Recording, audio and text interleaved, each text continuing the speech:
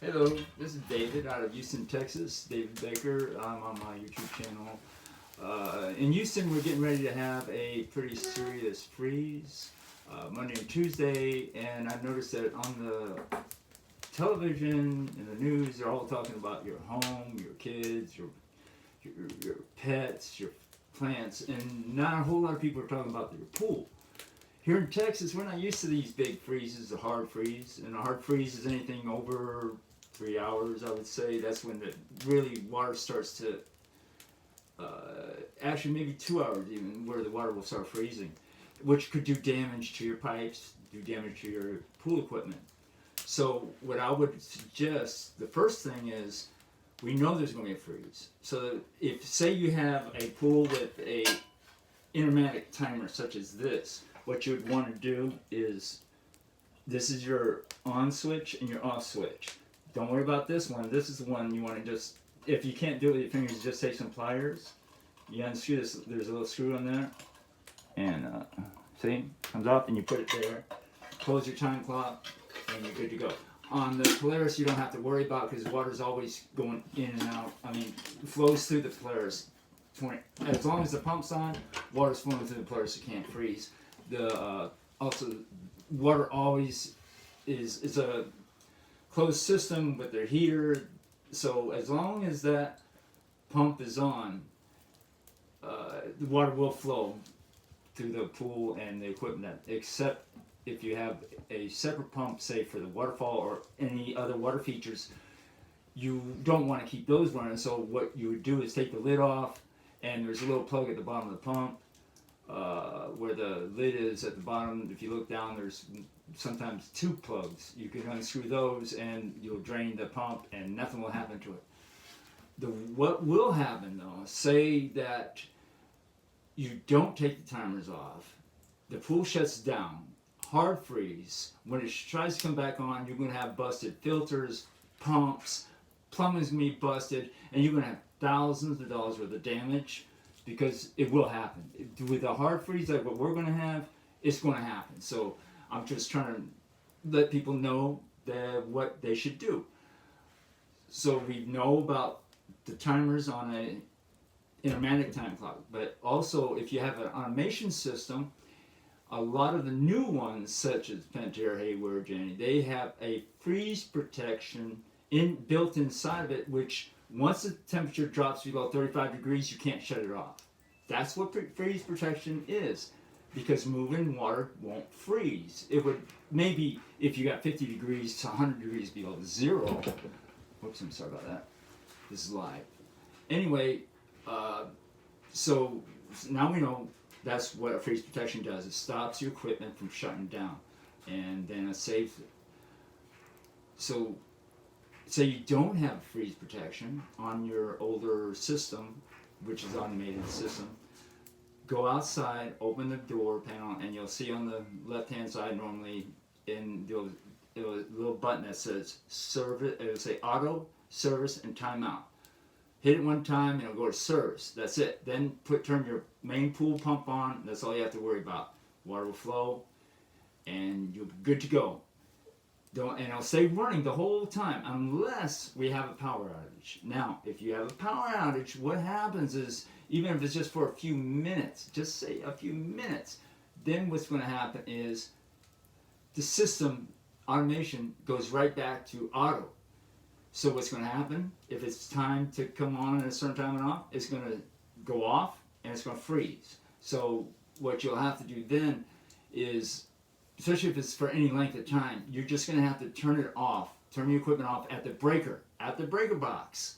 Some automation system panels have breakers built in. Turn all the breakers off. Empty your filter by, if it's Pentair, the drain plug will be in the front, 1.5" plug, and if it's a Hayward, it'll be in the back. Similar with Jandy or other brands. Now, what you would have to do is make sure when you do this, you're good to go. It'll drain, the heater will drain, the face plumbing should all drain down. If not, if in little word, you can always put a blanket over the plumbing. The heater will have a a valve that you can open up to drain the heat exchange, which is the copper coils at the top of the heater. Most heaters, the top of the heater, where the water goes through and it'll drain the copper coils.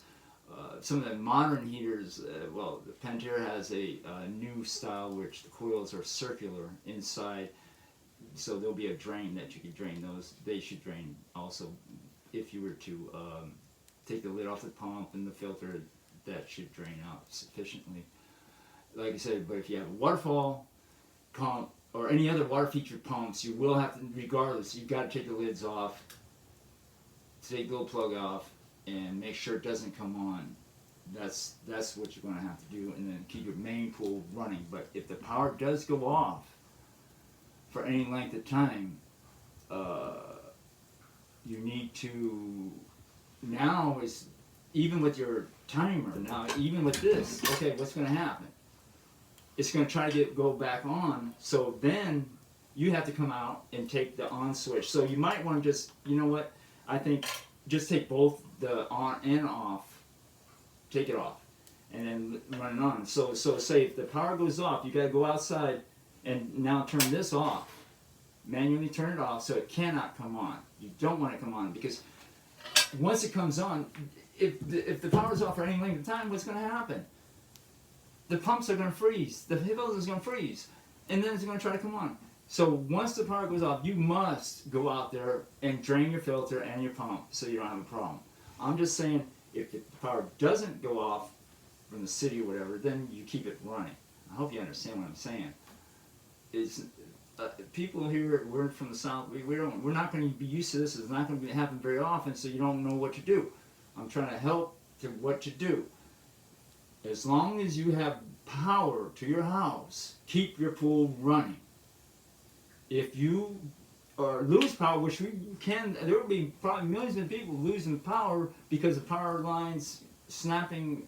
We're going to have sleet, snow, freezing temperatures, ice on the roads. That's if you lose power and your pool is running. Just go ahead and go out there, bundle it up, and drain your filter and your pumps. You got to. You have to.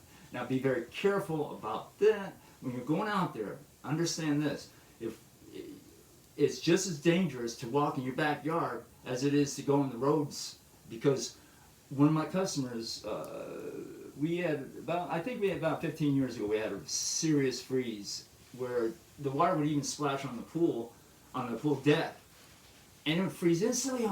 Instantly, it splash on there and instantly freeze. The top of the pool would have a sheet of ice on it. Unbelievable! It was so cold.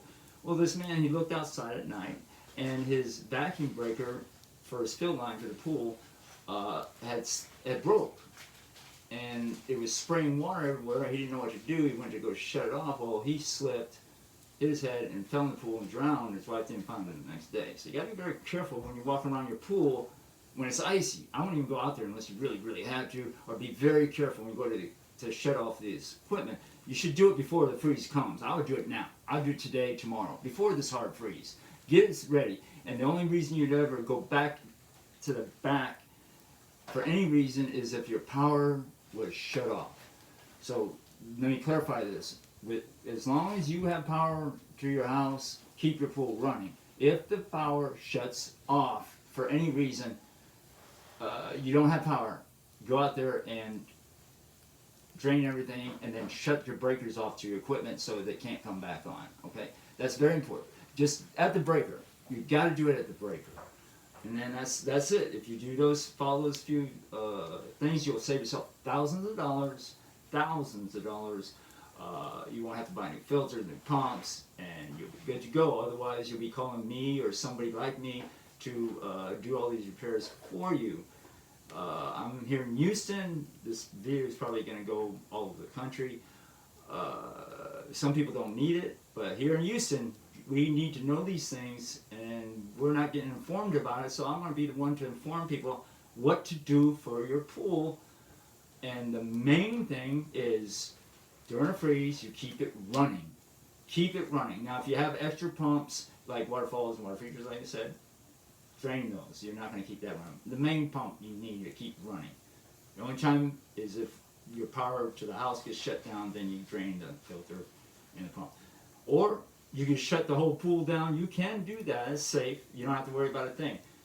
Turn it off at the breaker, drain your filters, drain your pumps, and just shut the pool down.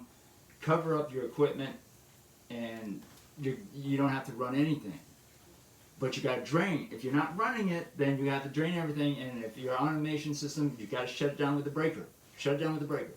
So there's your options. If you have any questions, you can call me at 713-805-7049. If you're in the Houston, Texas area, I'll be happy to help you. I'm going to put other videos on, more clear. I'm just trying to get this one out to help people with their pool and just help people save money and save lives. Because, like I said, one of my customers actually died. He went out there and saw water coming out from his fill line, slipped on the ice because you couldn't see it. It was on his deck, his head, and fell in the pool. Nobody found it the next day. Anyway, I'm done with this. I'm going to put many videos out of other